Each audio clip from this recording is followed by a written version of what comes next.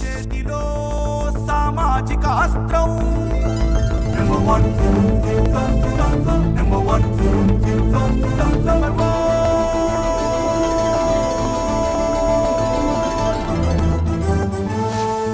Number one. నమస్తే.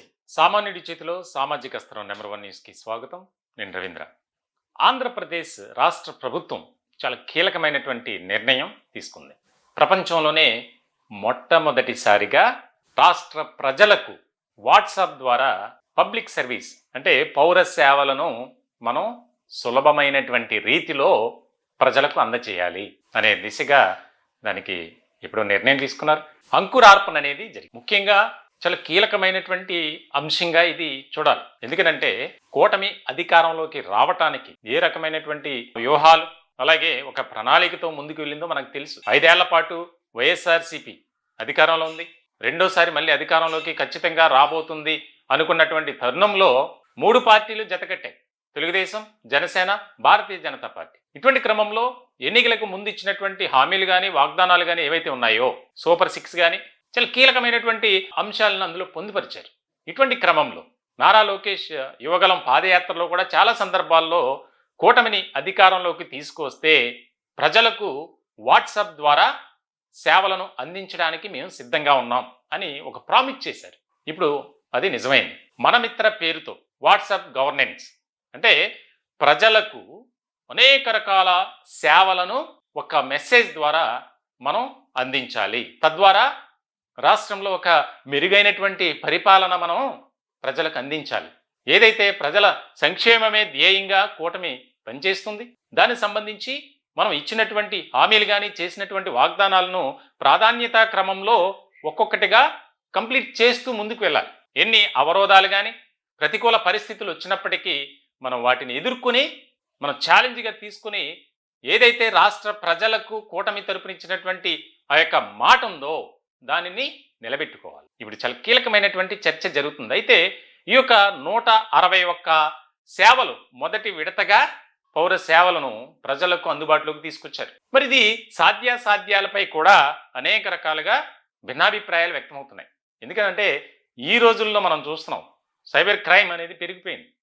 కాబట్టి ప్రభుత్వం ఇచ్చినటువంటి నెంబర్ ఏదైతే ఉందో ఆ నెంబర్కు మనకు కావలసినటువంటి సేవలను పొందడానికి వీలుగా ఒక మెసేజ్ పెడితే చాలు అని ప్రభుత్వం చెప్తుంది. కానీ దానికి సంబంధించి నారా లోకేష్ మంత్రి ఆయన కూడా చాలా క్లియర్ కట్గా చెప్పారు. ఎక్కడా కూడా టెక్నికల్గా ఈ హ్యాకింగ్ అనేది లేకుండా తగు జాగ్రత్తలు తీసుకుంటాం.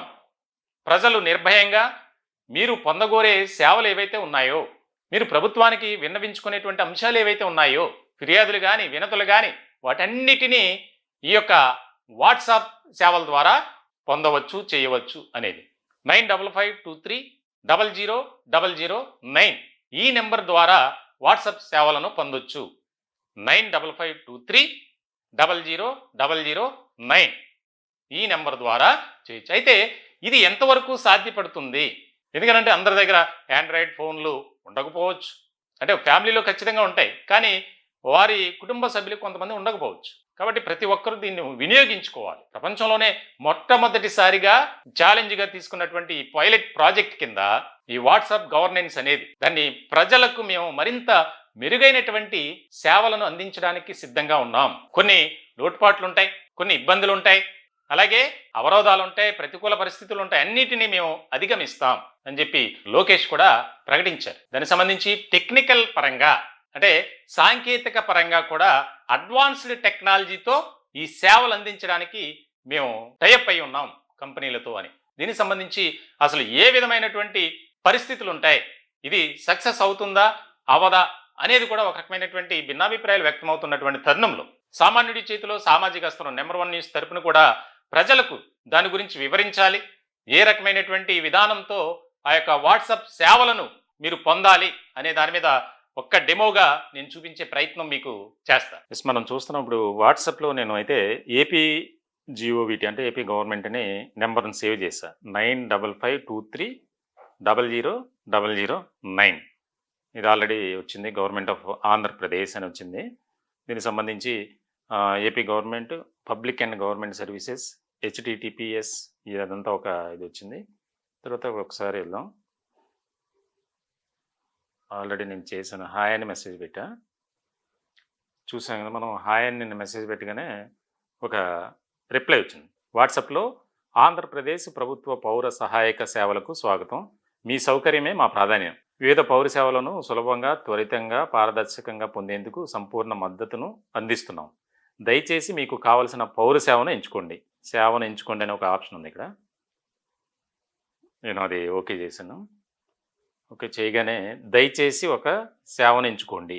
పౌర సేవలోని ఒకదాన్ని ఎంచుకోండి అని చెప్పి దయచేసి ఒక సేవను ఎంచుకోండి. ఇది క్లిక్ చేయగానే దేవాలయ బుకింగ్ సేవలు, ఫిర్యాదు పరిష్కరణ సేవలు, ఏపీఎస్ఆర్టీసీ సేవలు, ఎనర్జీ సేవలు, సీఎంఆర్ఎఫ్ సేవలు, సిడిఎంఏ సేవలు, రెవెన్యూ సేవలు, ఆరోగ్య కార్డు సేవలు, పోలీస్ శాఖ సేవలు, మిస్సింగ్ డాక్యుమెంట్లు, ఫిర్యాదుల సేవలు, దీనికి సంబంధించి అట్లాగా ఏ కేటగిరీస్ ఉన్నాయి.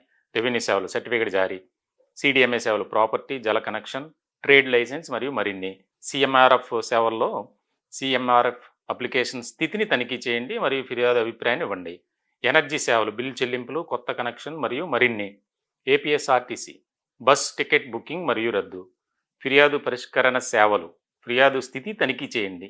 అలాగే దేవాలయ బుకింగ్ సేవలు, దేవాలయ దర్శనం సేవ మరియు దానాలు. నేను రెవెన్యూ సేవలు అని చెప్పి ఒక సేవను ఎంచుకున్నాను. దానికి సంబంధించి అంటే ఇంకా దీనికి సంబంధించి పూర్తి స్థాయిలో ఏదైతే వాట్సాప్ గవర్నెన్స్ ఉందో దానికి సంబంధించి ఇంకా పూర్తిగా అప్డేట్ అవ్వాలి. అంటే ఇప్పుడు ప్రభుత్వం పొందుపరిచినటువంటి ఈ యొక్క సేవలకు సంబంధించి ముఖ్యంగా మనం ఏది క్లిక్ చేసినా ఇలా వస్తుంది. ఇంకా మనం చూడొచ్చు. ఇంకా దీనికి సంబంధించి ఎక్కడ కూడా అప్డేట్ అవ్వాల. అప్డేట్ 24 hours పడుతుంది అంటున్నారు. ఏదేమైనప్పటికీ గవర్నమెంట్ ఏదైతే తీసుకున్నటువంటి నిర్ణయం ఉందో దానికి సంబంధించి ఒక కీలకమైనటువంటి పరిణామం కింద మనం చూడొచ్చు. ఈ నెంబర్ సేవ్ చేసుకోవడం, ఏదో ఒకటి హాయ్ అనో ఏదో ఒకటి మెసేజ్ పెడితే కనుక దానికి సంబంధించి సేవను ఎంచుకోండి అని చెప్పి మనకు రావటం చూస్తున్నాం. దీనికి సంబంధించి ఇందులోకి వెళ్తే రకరకాల ఆప్షన్స్ ఉన్నాయి. ఇక్కడ వస్తుంది something went wrong, try again later అనేది. అంటే టెక్నికల్గా ఒక ఇంకా దానికి సంబంధించి పూర్తి స్థాయిలో ఎస్టాబ్లిష్ చేస్తున్నారు. దీనికి సంబంధించి మనం ఆప్షన్స్ ఉన్నాయి. ఆప్షన్స్లో ఇది ఇన్ని రకాలుగా ఇచ్చారు. అంటే దాదాపుగా 161 సేవలు పొందొచ్చు అనేది ఒకటి దీంట్లో పెట్టినటువంటి ఏపీఎస్ఆర్టీసీ సేవలు నొక్కని నేను ఆప్షన్ సెలెక్ట్ చేశాను. దాంట్లో ఇంకా అది పూర్తిగా రావాలి. వాస్తవానికి వారు ఇచ్చినటువంటి దాంట్లో కింద వేరే అప్లికేషన్ ఫార్మెట్లో వారి యొక్క వివరాలు, ఫోన్ నెంబరు, పేరు, పూర్తి వివరాలన్నీ పొందుపరిచిన తర్వాత దానికి లోపలికి వెళ్తాం అనేది జరుగుతుంది. మొత్తానికైతే ఇంకా కీలకమైనటువంటి నిర్ణయం తీసుకున్నారనే చెప్పాలి. అలాగే ఈ సేవలు ఎంతవరకు ఉపయోగపడతాయి, ఎంతవరకు అందుబాటులో తీసుకొస్తారనేది కూడా ఇక్కడ ముఖ్యమైనటువంటి పరిణామం మనం చూసాం. అంటే రాష్ట్ర ప్రభుత్వం తీసుకున్నటువంటి నిర్ణయం ఏదైతే ఉందో వాట్సాప్ గవర్నెన్స్ చాలా కీలకమైనటువంటి పరిణామం కింద చూడాలి. కానీ టెక్నికల్గా అది ఎంతవరకు సక్సెస్ అవుతుంది అనేది కూడా ఇక్కడ చాలా బిగ్ క్వశ్చన్గా మారబోతుంది. ఎందుకనంటే రకరకాల ఇష్యూస్ ఉంటాయి. ముఖ్యంగా సైబర్ క్రైమ్ ఇప్పుడు ఒక సమాజాన్ని పట్టి పీడిస్తున్నటువంటి మహమ్మారిగా మారింది. సైబర్ నేరగాళ్ళు ఏ రకమైనటువంటి వారి యొక్క యాక్టివిటీస్ అనేది పెంచిందో మనకు ప్రత్యేకంగా చెప్పక్కర్లా, చూస్తూనే ఉన్నాం రోజుకి. అందులో చదువుకున్నవారు, చదువుకోని వారు కూడా అడ్డంగా బుక్ అయిపోతున్నారు. అంటే వారి యాక్షన్ ప్లాన్ అనేది అలా ఉంది. ఎవరినైతే టార్గెట్ చేసుకుంటారో వారి దగ్గర నుంచి రకరకాలుగా అనేక రూపాల్లో అనేక విధాలుగా డబ్బులు కొల్లగొట్టాలి వారి అకౌంట్స్లో ఉన్న వాటిని. సో మరి ఇది పబ్లిక్ డొమైన్ కింద మారిపోతుంది. దానికి సంబంధించి ప్రతి ఒక్కరూ దాన్ని అప్రోచ్ అవుతారు. ఇప్పుడు ప్రభుత్వ సైట్లనే హ్యాక్ చేసినటువంటి గనులు, మన సైబర్ క్రిమినల్స్ వేరే దేశాల నుంచి ఆపరేట్ చేసేవారు కూడా ఉన్నారు. మరి ఇదెంత వారికి మరి ప్రభుత్వం ఎలాంటి తగు జాగ్రత్తలు తీసుకుంటుంది? ఇప్పుడు పబ్లిక్లో అదే ఎక్కువ అనుమానాలు. ఒక పక్కనేమో కార్యాలయాల చుట్టూ తిరగాల్సిన అవసరం లేదు అని చెప్పి ప్రభుత్వం చెప్తుంది. కానీ మరి ఈ యొక్క టెక్నికల్ ఇష్యూగా దీన్ని వాట్సాప్ను ఉపయోగించుకొని మరి ఏ స్థాయిలో ప్రజలకు ప్రభుత్వం, కూటమి ప్రభుత్వం సేవలు అందిస్తుంది అనేది ఇక్కడ మనం ఆలోచించాలి. ఎందుకంటే ఇది ఎంతవరకు సక్సెస్ అవుతుంది అనేది ముఖ్యమైనటువంటి పరిణామం. అందరికి కూడా తెలియదు. అలాగే దాన్నే హ్యాక్ చేసి ఆ నెంబర్తోనే సైబర్ నేరగాలు వారి వివరాలన్నీ రాబట్టొచ్చు. రకరకాల ఇష్యూస్ ఉంటాయి. మరి ప్రభుత్వం తీసుకున్నటువంటి నిర్ణయం మంచిదే, కానీ ఇటువంటి వాటిని అరికట్టడానికి ఏ రకమైనటువంటి వ్యూహంతో అడుగులు వేయాలి, ఎలాంటి టెక్నికల్ దాని నిర్ణయాలు అలాగే జాగ్రత్తలు తీసుకోవాలి, దానికి సంబంధించి కూడా ముఖ్యమైనటువంటి పరిణామంగా మారింది. దాదాపుగా అందరూ కూడా భయపడేటువంటి పరిస్థితి. ఎందుకంటే ఏమో వాట్సాప్ ద్వారా ఏదైనా మనం పెడితే అది వేరే వాళ్ళకి వెళ్తే ఇన్ని అనుమానాలు. కాబట్టి మరి ఎటువంటి జాగ్రత్తలు తీసుకుంటుందనేది కూడా చాలా కీలకం. ఎందుకంటే ఏదన్నా జరగకూడనిది జరిగితే, మంచి జరిగితే అందరికీ మంచే. కానీ ఈ సైబర్ నేరగాళ్ళు దీన్ని టార్గెట్గా చేసుకొని యాక్సిస్లోకి వచ్చేస్తే ప్రభుత్వం మీద చెడ్డ పేరు వస్తుంది, కూటమి నాయకులు ఇబ్బంది పడే పరిస్థితి, రాష్ట్ర ప్రజలు కూడా తిరుగుబాటు చేసే అవకాశాలు ఎక్కువగా ఉన్నాయి. చూడాలి మరి ఎలాంటి జాగ్రత్తలు తీసుకుంటారు. టెక్నికల్గా ఎవరైతే ప్రభుత్వానికి టైఅప్గా ఉండి ఈ సేవల్ని ప్రజలకు అందుబాటులోకి తీసుకొస్తుందో మరి ఆ కంపెనీ కూడా జాగ్రత్తలు వహించాలి. మా ఛానల్ తరపున కూడా మేము కోరుకునేది అదే. సామాన్యుడి చేతిలో సామాజిక అస్త్రం నెంబర్ 1 న్యూస్ తరపున ప్రభుత్వానికి, ప్రజలకు కూడా.